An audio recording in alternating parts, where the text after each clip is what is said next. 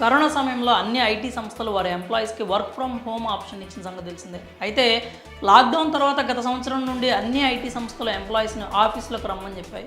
అలా మొదట్లో హైబ్రిడ్ సిస్టమ్ని కొనసాగించిన సంస్థలు ఇప్పుడు పూర్తిగా ఆఫీసుల నుంచే వర్క్ చేయాలని ఆదేశాలు జారీ చేస్తున్నాయి. అయితే చాలా వరకు ఐటీ ఉద్యోగులు ఇంటి నుంచి వర్క్ చేయడానికి అలవాటు పడి ఇప్పుడు ఆఫీసులకు రమ్మంటే ఎవ్వరూ కదలట్లేదు. దీంతో ప్రముఖ దిగ్గజ ఐటీ సంస్థ అయినటువంటి టాటా కన్సల్టెన్సీ సర్వీసెస్ తమ ఉద్యోగులకు ఫైనల్ వార్నింగ్ ఇచ్చింది.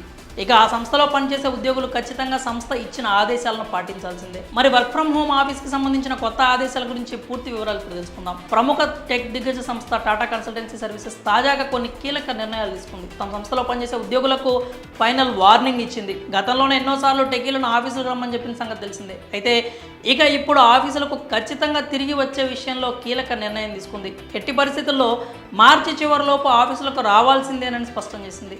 ఇదే చివరి అవకాశం అంటూ ఉద్యోగులకు సమాచారం అందించింది. అంతేకాకుండా ఇచ్చిన గడువులోపు ఆఫీసులకు రాని వారు దాని పరిణామాలను ఎదుర్కోవాల్సి వస్తుందని TCS chief operating officer N G Subramaniam తెలిపారు.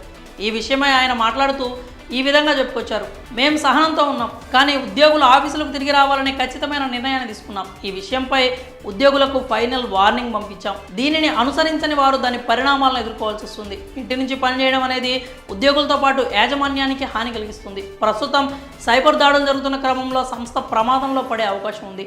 ఇంటి నుంచి భద్రత కల్పించలేం, అక్కడ బిజినెస్కు సెక్యూరిటీ రిస్కులు ఉంటాయి అంటూ ఆయన తెలియజేశారు.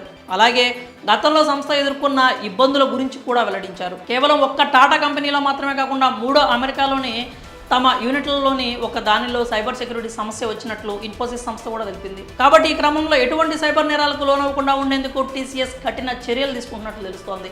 ఇక ఫైనల్గా కరోనాకు ముందు ఉన్న వారి ఒరిజినల్ కల్చర్ తిరిగి తీసుకొచ్చే విధంగా టీసీఎస్ ప్లాన్ చేస్తున్నట్లు అర్థమవుతోంది. మరి టీసీఎస్